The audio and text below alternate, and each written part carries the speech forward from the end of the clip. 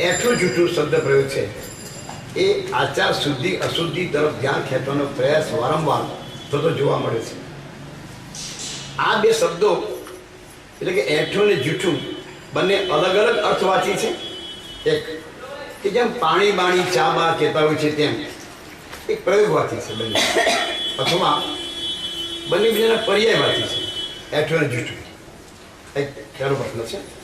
એની જોડે જો અલગ અલગ અર્થવાચી હોય તો એઠું એટલે શું અને જૂઠું એટલે શું? બીજું, આ શબ્દ પ્રયોગ માત્ર ભોજન રસોઈ વગેરેના સંદર્ભ પૂરતો સીમિત છે? या कैटेगरी के प्रश्न है आपके પૂરા છે ને? आपे वर्गीकरण है પહેલા આ કેટેગરીમાં 16 પ્રશ્નો છે. એટલે આ આચાર 16 પ્રશ્નો. मनुस्मृति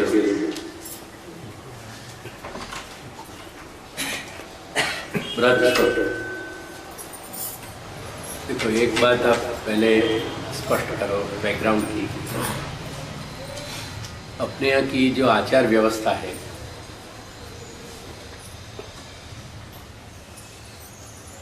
वो पूरे भारतीय चिंतन के साथ जुड़ रही है.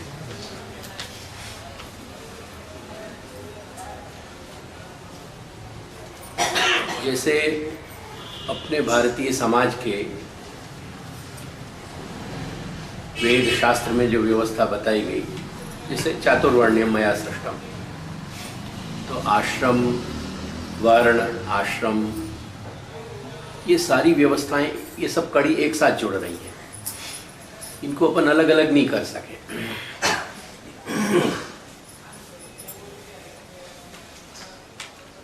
प्रधानतया श्रुति ने अपन को दर्शन शास्त्र दियो, चिंतन दियो. यानी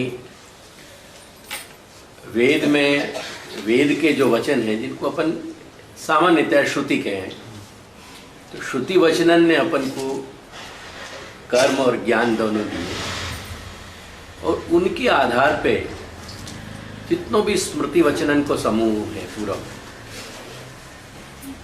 मूलतः पुराणन को भी स्मृति कहो जाए, लेकिन उनके अतिरिक्त धर्मशास्त्र विषय कुछ स्मृति ग्रंथ अपने यहाँ आधारभूत हैं. उनमें कुछ स्मृतियाँ बहुत प्रधान मानी गई हैं. यानी प्रधान और गौण ऐसा कोई ऑर्डर नहीं है, लेकिन कुछ अधिक प्रसिद्ध हैं क्योंकि सभी ऋषि के वचन जो है समान है. जैसे फॉर एग्जाम्पल एक बहुत ही प्रसिद्ध स्मृति ग्रंथ मनुस्मृति जो आधारभूत है लगभग, जैसे याज्ञवल्क्य स्मृति वगैरह. तो ये स्मृति को अपने यहाँ आधार लियो गए. तो जाको बेसिकली अपन आचार संहिता कहें, उनके विधान स्मृति इनमें मिले. ये खास करके जो धर्मशास्त्र कही गई, यानी जिनको एक सामूहिक संज्ञा अपन धर्मशास्त्र कह रहे हैं, एक बहुत बड़ी संज्ञा, और इनमें प्रायः 37 यानी 36 नाम प्रधान स्मृति कारण के गिनाए गए हैं. कहीं कहीं बहुत जगह शास्त्र में ऐसे वचन में आवे के 37 मत के अनुसार ये है. तो 37 मत को मतलब क्या भयो कि कलेक्टिवली एंटायरली जो 36 के 36 जो प्रमुख महर्षि ऋषि हैं जिनने आचार की व्यवस्था अपन को दी नहीं है, वो सब यह बात को कह रहे हैं एक मत. तो अगर मेरा चार्ट तुम देखोगे, जो बेसिकली मैं कई बार बता चुके हो, मैं श्रुति स्मृति इत्यादि के धर्मशास्त्र के वो सब विभाजन दिए गए. तो प्रश्न आपके मतलब ये काफ़ी बड़े हो सकें, जटिल भी हो सकें. एट प्रेजेंट आप जब कई दिन से जो कह रहे हैं, मुझको 2-4 बार कह चुके हैं कि भाई इन प्रश्नों के थोड़े हमारे खुलासा चाहिए, तो मैं इनको बहुत ज़्यादा इनके विस्तार में नहीं जा रहे हूँ. At the time at the moment जितना वाकई ज़रूरत है, आवश्यकता के अनुसार मैं वाकई पूर्ति कर रहा हूँ. और कभी कोई विस्तार की ऐसी आवश्यकता पड़ी तो मैं विस्तार करूँगा। कारण क्या है कि विस्तार के लिए आप लोगों को होमवर्क ज़्यादा करना पड़ेगा, क्योंकि मैं एक मोनोलॉग चला तो रहूँ और मेरी मेहनत को, कोई परिश्रम को कोई मतलब नहीं निकले, वह सब कुछ कोई तात्पर्य नहीं। बहरहाल अपन मोटे तौर पे आपके इन प्रश्नों को देखेंगे। वैया के विषय में मैं आपको एक वचन मनु के पहले सुनाऊं। देखो, इनके द्वितीय अध्याय को ये छठो श्लोक है, यानी अध्याय 2 और कारिका 6।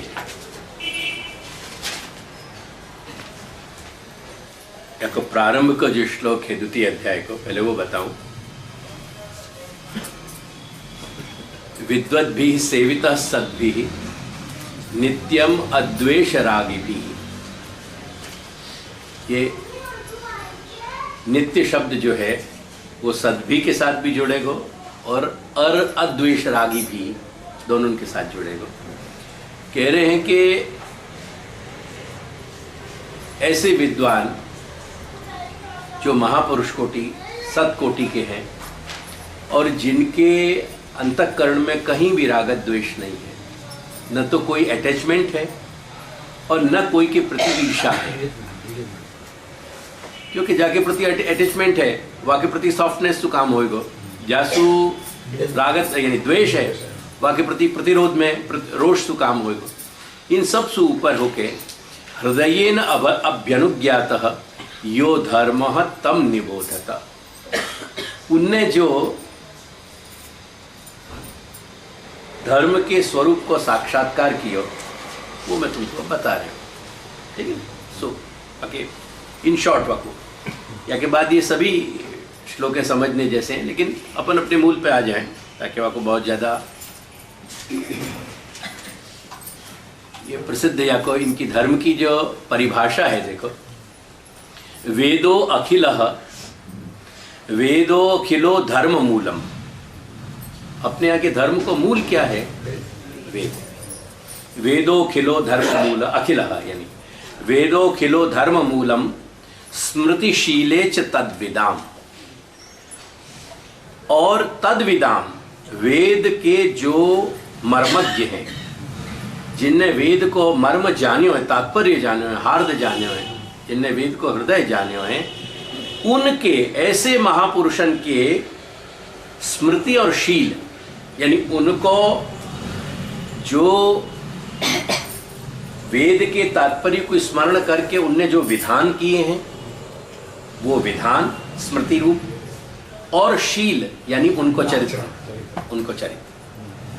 यानी उनके विचार और उनको आचार, उनने जीवन कैसे जियो और उनने जीवन के विषय में, जीवन की आचरण की व्यवस्था के विषय में क्या कहो, तो उनके विचार और उनको चरित्र, उनको शील जो है, दोनों या के आधार है।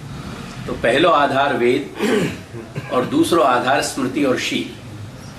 आचारश्चैव साधूना, यही प्रकार से जो उत्तम पुरुष हैं, साधुएं हैं, सज्जन हैं, उनको आचार और आत्मनस्तुष्टिरेव च, और अपने अंतःकरण में विराजे भय, यानी आत्मा में विराजे भय, जो अंतर्यामी हैं, उन अंतर्यामी की अंतःकरण के माध्यम से स्वीकृति। निष्कंटक जहाँ हृदय हो, हृदय में कोई भी प्रकार को कोई कंटक नहीं हो, कोई भी प्रकार को ऐसा संशय नहीं हो कि ये कहीं गलत जा रही है दिशा। ये चार आधार मूल में लिए पुनः अपन देख लें आपको। वेदो अखिलो धर्म मूलम स्मृतिशीले च तद्विदाम आचारश्चैव साधूनाम आत्मनस्तुष्टिरेव च। चला है ना। तो यहाँ पे या को ज़्यादा नहीं विस्तार करें क्योंकि यहाँ पे बहुत है, इतना सब लिखे हुए कि जाकि वो अनंत पारम के लिए शब्द शास्त्र में कि अपने यही को एक पूरा लंबा सत्र हो सके हमें। चार बातें स्पष्ट हो गई हमें अपनी। या को मूल जो है, आधार जो है, जैसे पेड़ को वृक्ष का जड़ हुए, ऐसे वेद या को आधार है। और जो तद्विदाम, वेद को तात्पर्य हृदय जानने वाले जो महर्षि ऋषि महर्षि महापुरुष हैं, उनकी स्मृति यानी उनको जो उनके द्वारा सर्जित जो साहित्य है, यानी जो उनने अपने विचार प्रकट किए, वो स्मृति रूप, और उनको जो है चरित्र, उनको आचरण स्वयं को, और साधु को यानी साधु पुरुषन को, सज्जन पुरुषन को आचरण, उनकी जीवन परिपाटी, और अंतःकरण में जो अंतर्यामी को स्वर है, वो अंतर्यामी को स्वर, ये चार या के मूल आधार हैं, या के मतलब धर्म के। अब देखो याकू अपन अगेन बहुत विस्तार में न ले जा करके इतनी सी बात समझें कि हर युग में धर्म की परिभाषाएं बताई गई हैं भिन्न भिन्न। हर युग के कुछ कर्तव्य अकर्तव्य को जो है विषय बताया गया है। कभी भी कोई युग में आचार एक रूप में एक व्यवस्था से नहीं चले, और वह युग के अंतर्गत भी जैसे जैसे युग को क्रम बढ़ता जाए, ऐसे कहीं ना कहीं उन व्यवस्था में भी परिवर्तन आते रहे। तो सबसे पहले तो एक बात ये समझियो कि युगानुरूप हमारे आचार की व्यवस्था को निर्देश करने वाले जो शास्त्र के वचन हैं, वो सनातन वचन है, और उनके द्वारा बताई गई व्यवस्था भी सनातन है, यानी नॉट ओनली इटर्नल पर कंटिन्यूटी है। जामे नित्य के मतलब दो हैं, एक तो वह को स्वरूप कभी विनष्ट नहीं हो गए, और एक वाकी कंटिन्यूटी है, वहां में निरंतरता है।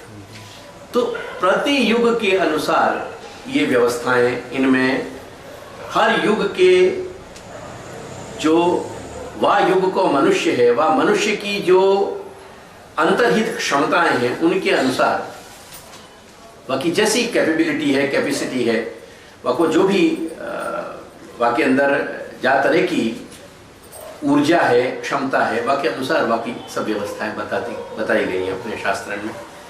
ये बहुत लंबा चौड़ा विषय है। ये विषय ऐसा नहीं है कि जब अपन कहीं कोई चलते फिरते प्रश्न में समझ ले, पर मात्र ये अपने जो अपन अपनों श्री महाप्रभु के मार्ग को जीने की जो अपना जो संकल्प है, वह संकल्प को पूरा करने के हेतु अपनी जितनी अपेक्षा है उसकी चर्चा अपन करेंगे। ये बात को श्री पुरुषोत्तम जी अपन को, श्री पुरुषोत्तम चरण यही बतावें कि भगवत सेवा में और शरणागति में जो उपयोगी आचार व्यवस्था है वो बता रहे हैं। तो बाकी अपन वाको सीमित करके ही यहाँ चल रहे हैं। अब देखो आपके प्रश्न में थोड़ा प्रश्न को स्ट्रीमलाइन करना चाहिए। थोड़ा प्रश्न मेरी दृष्टि से स्लाइट ओवरलैपिंग है। मैं वैसे गुजराती को बहुत अच्छा ज्ञाता नहीं हूँ, परंतु जहाँ तक मैं मानूँ वहाँ तक ऐठू जूठू जो शब्द है ना, देखो वो हमें ऐठू शब्द जो है वो उच्छिष्ट सु आयो है संस्कृत के, और जूठू शब्द जो है वो जुष्ट सु आयो है, जुष सेवन है। ये वाक्य क्योंकि जुष्ट सु जो प्राकृत भाषा है, जहाँ में इनके जैनन के और इनके साहित्य बहुत मिले, संस्कृत का अपभ्रंश जो है वहां में शब्द आवे जुष्ट। तो जुष्ट सु संस्कृत के जुष्ट सु जुठ भयो और जुठ सु जूठू हो गया।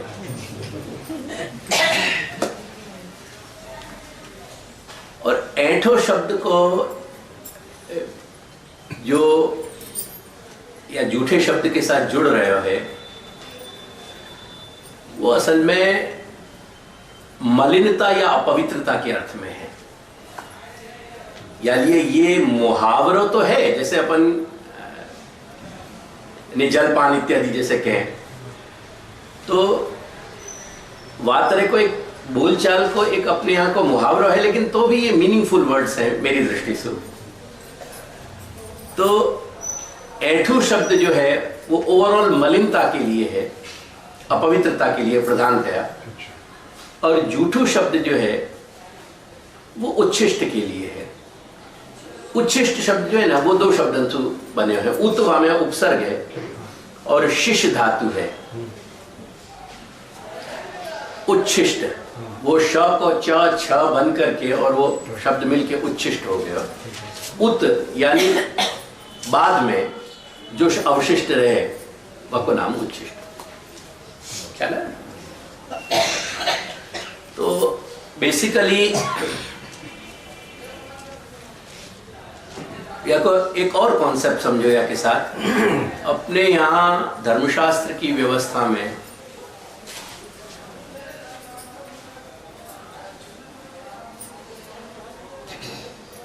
एक अल्पानल्प की व्यवस्था बताई गई है, जहाँ पे बहुत बड़ा आधार टिक रहे हो।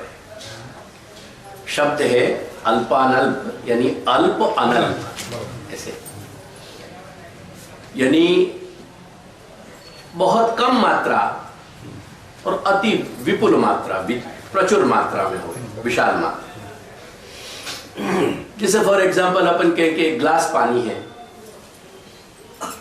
वह यदि हम एक छोटे मोटे सरोवर के या नदी के संग तुलना करें तो वो अल्पा अनल्प अपन को ख्याल आवे, और वह को थोड़ा रिड्यूस करें कि जिससे बहुत बड़ा आजकल की आधुनिक व्यवस्था में देख लो तो अपने मकान में अंडरग्राउंड टैंक है या ओवरहेड टैंक है, वह टैंक को अपन देखें तो बहुत बड़ा है वहाँ में व्यवस्था। बाकी समझो कि अपनी मटकी में एक पानी है, अथवा तो अपने घड़ा में पानी भर रहे हो, पवाली में, या फिर तुमको छोटी कोठी में पानी भर रहे हो, और ओवरहेड टैंक में या अंडरग्राउंड टैंक में, तो वो अल्पानल्प है। तो मुख्यतया अपरस को एक कॉन्सेप्ट, यानी शुद्धि को कॉन्सेप्ट जो है, आप ये समझ के चलो, जैसे दूसरा उदाहरण अपन लेके, कोई व्यक्ति पातल पे खा रहे हो, खाते वक्त बाकी दाल शाक कुछ ढुल गए हो, तो वो जहां तक गए वो अपन क्या करे, जूठे हो गए। यहाँ अगर आप मैग्नीफायर ग्लास या माइक्रोस्कोपिक आप ऑब्जर्वेशन करो मनुष्य को, तो अपने बोलने के वक्त में बहुत छोटे छींटा उठते ही रहे अपने अंदर से, जो वाष्प है वो वाष्प निकलती ही रहे। बेसिकली क्या अंतर है, वो भी जूठन है, वो भी जूठन है, पर वक्त वाष्प को अपन झूठा नहीं माने, वहां में अपन को अंदर से ग्लानी भी नहीं होए, लेकिन वो जब देखें तो झूठा लगे, अपन को ग्लानी भी होए, अरे झूठा है ये, कोई को पाम पड़ जाए के दो। अब या वक्त जब परस्पर एक दूसरे से अपन भगवत स्मरण कर रहे हैं, जब चर्चा कर रहे हैं, वह वक्त वाष्प को जो एक अंतर व्यवहार हो रहे हो, एक दूसरे पे जा रही है, वो सूक्ष्म जो छींट या के कण जो उड़ रहे हैं थूक के, आई थिंक सो घर जाकर के सबको माथा बोर ना चाहिए। अल्प अनल्प, वो अल्प है यानी वो अपन वकुन नहीं गिने, अनल्प होवे अपन के गिनने में आवे। तो पहली बात ये समझ के चलो कि संपूर्ण व्यवस्था अल्प अनल्प में है, और दूषित मलिनता पे है। अपन अपने समझो कि कोई आचार की शुद्धि में अपन छन्ना का उपयोग कर रहे हैं, वो छन्ना गंदा हो गया, दूषित हो गया, वहां से दुर्गंध आ रही है, यट अपन वो पवित्र मान रहे हैं फॉर नो रीजन। धर्मशास्त्र की दृष्टि से वो अपवित्र हो गया, मलिन हो गया। आप प्रायः देखो जितने सेवा करने वाले हैं, सो कॉल्ड अपने आप को जो पवित्र मानने वाले लोग हैं, उनकी किचन में या बखत मुकुले चलो आप, उनके जहां अपरस को परिकर में 2-4 कपड़ा छन्ना उनके ऐसे निकाल के आपको दे दूंगा कि जाकी जो सामने सुबह हो निकाल दिया जाएगा तो गंध आएगी ना। बहुत ऑब्वियस फैक्ट है। धर्मशास्त्र बापू दूषित मान रहे हो, मलिन मान रहे हैं, देयरफॉर बापू अस्पृश्य मान रहे हैं। ख्याल है?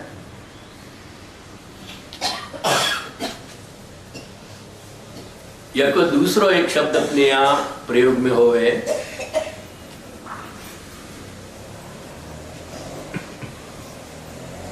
या कोई आपको शास्त्र व्यवहार में से सुनाऊं। देखो एक आपको पॉजिटिव विधान पहले बताऊं।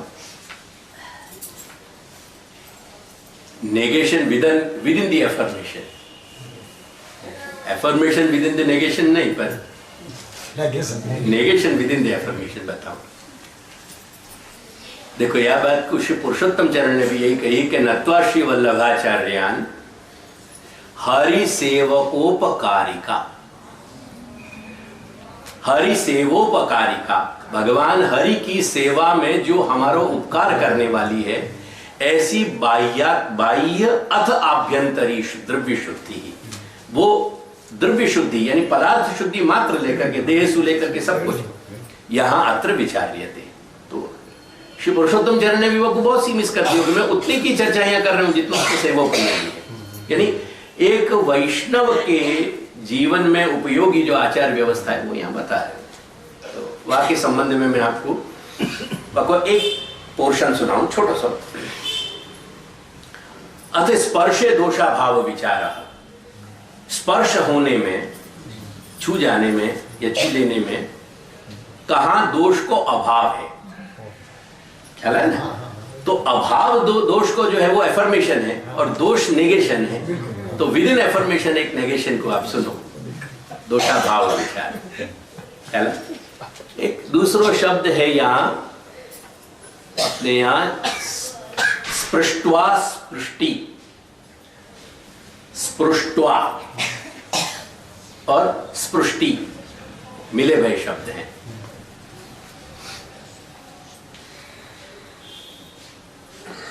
वह के साथ ही दूसरा एक वको शब्द है स्पृष्टा स्पृष्टि।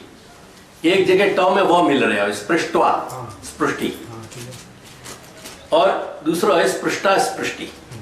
स्पृष्टा स्पृष्टि चल चाल बिल्कुल व्यवहार में बहुत या को प्रयोग आवे को है, धर्मशास्त्र को जब समझते बैठेंगे। स्पृष्टा स्पृष्टि को मतलब है कि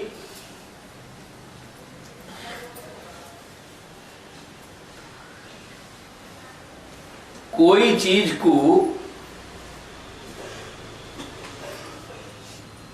स्पर्श कर लेने के कारण, यानी स्पृष्ट करके और वाके स्पर्श करने के कारण जो स्पृष्टि यानी जो छूनो भयो है, यानी जैसे हमारी त्वचा, ये स्पर्श में प्रधान रीजन है। तो मेरे स्पर्श यानी मेरी त्वचा सु, मेरे स्पर्श सु मैं आपकी कोई भी यानी संबंधित वस्तु सु में मेरा स्पर्श हो जाए, तो ये स्पृष्टा भय और वो स्पृष्टि भय, दो चीजों को एक दूसरे के संपर्क में आना। क्या है? देखो यहाँ क्या कह रहे हैं, तत्र मर्यादा सिंधु बृहस्पति, बृहस्पति की स्मृति का वचन यहाँ दे रहे हैं कि तीर्थे विवाहे यात्रायाम संग्रामे देश विप्लवे, देश में एनार्की हो जाए, विप्लव हो जाए। नगर ग्राम दाहे च स्पृष्टा स्पृष्टिर न विद्यते न दुष्यति। क्या है? तीर्थ में, विवाह में, यात्रा में। अब जो लोग यात्रा में 6 घंटा या 8 घंटा पहले जल पीना छोड़ देते होंगे कि हमको वहां लघुशंका नहीं जाना पड़े, ऐसे इनको कोई योग्य धर्माचारी के सामने बैठ करके अपने मस्तिष्क को इलाज कराना चाहिए। ये उनके लिए बड़े बड़े गर्हित चिंता के विषय है कि उनने न केवल अपने आप के जीवन को वो जो है संकट में डाल रहे हैं, परंतु औरों को भी वो संकट में ढकेल रहे। तो तीर्थे विवाहे यात्रायाम संग्रामे देश विप्लवे नगर ग्राम दाहे च स्पृष्टा स्पृष्टिर न दुष्यति आपदी अपि ही, आपत्ति में, आपत्ति काल हो, आपद्यपि ही कष्टायाम। कष्ट शब्द जो है वो जैसे नपुंसकलिंग और पुल्लिंग में प्रयोग हुआ है, ऐसी कष्टा शब्द स्त्रीलिंग है। वह को मतलब है कष्टा इज इक्वल टू पीड़ा। है? तो कह रहे हैं कि आपदी अपि ही कष्टायाम रुग भय, रोग में, पीड़ने तथा, कोई आपको कष्ट दे, आपको कोई तरह को मानसिक त्रास दे, शारीरिक त्रास दे, वह वक्त आप अपने आचार से विचलित हो जाओ, दूषण नहीं। ध्यान दीजिए, पीड़न शब्द जो है ना, पीड़ा देने में है, पीड़नम। पीड़न को मतलब है मिसलना, कोई को शरीर सु या मन सु आप मिस लो वह मतलब पीड़न। अपद्यपि कष्टायाम ऋग्भये पीडने तथा माता पित्रो, माता पिता और गुरोश्चैव निदेशे, माता पिता की आज्ञा होए और कुछ करना पड़े और वह कुछ करने में आपको अशुद्धि को अगर भय हो रहे हो तो अशुद्धि को भय नहीं रखना चाहिए। गुरु की आज्ञा है, अगर आपको कुछ करना पड़ रहा है अशुद्धि को भय नहीं रखना चाहिए। माता पित्रो गुरोश्चैव निदेशे वर्तनात् तथा इति, निदेशे नाम अत्र आज्ञायाम, ये पुरुषोत्तम जी को वचन है। तथा च गुरु आदि आज्ञया अपि दोषा भाव इत्यर्थः, यानी गुरु की आज्ञा के वक्त समय भी अगर आज्ञा को पालन करते वक्त अपन को कोई मानसिक ये तकलीफ हो रही है कि ये स्पर्शा स्पर्श हो रहे हो कि नहीं हो रहे हो, ये विचार नहीं करना। कैसे अपने यहाँ के लोगों ने को विकृत कर दियो और क्यों सो कॉल्ड मर्यादी लोग, जो मर्यादा में शास्त्र की मर्यादा जिनको समझनी चाहिए थी, वो अपने अज्ञान और जड़ता के कारण कैसे मर गए। मैं उपवास नहीं उड़ा रहे हूं, पर उनने अपने आप को सैडिस्टिक हो गए, उनने अपने आप पे कष्ट उठाया, यानी अपने आप पे उनने ताड़ना करी, यातना दीनी अपने आप को, स्वयं के आत्म तत्व, और दूसरे को पीड़ित किया। अब देखो आप यहाँ शातातप, एक दूसरे महर्षि भाई हैं शातातप, उनकी स्मृति के वचन कह रहे हैं कि गोकुले, गोकुल यानी गैयान को स्थान, जहां गैयान को समूह हो, गोकुले कंदुशालायाम, कंदुशाला यानी कंदु यानी चूल्हा, और जहां चूल्हा पकतो हो माने रसोई। गोकुले कंदुशालायाम तैल यंत्रे इक्षु यंत्र यो हो, जहां तेल निकालो जाता तो पहले कोलू में, और जहां इक्षु यानी जहां गन्ना को रस निकाल के वहां गुड़ बनाया हो जाए। वाह। गोकुले कंदुशालायाम तैल यंत्रे इक्षु यंत्र यो हो अमीम स्यानी शौचानी, वहां शुद्धि को अशुद्धि को विचार नहीं करना चाहिए। अमीमांस्य, वहां पे विचार करने की जरूरत नहीं। और स्त्रीषु, स्त्रीन की अमुक व्यवस्थाएं ऐसी हैं कि जहां शुद्धि अशुद्धि को विचार नहीं करना चाहिए।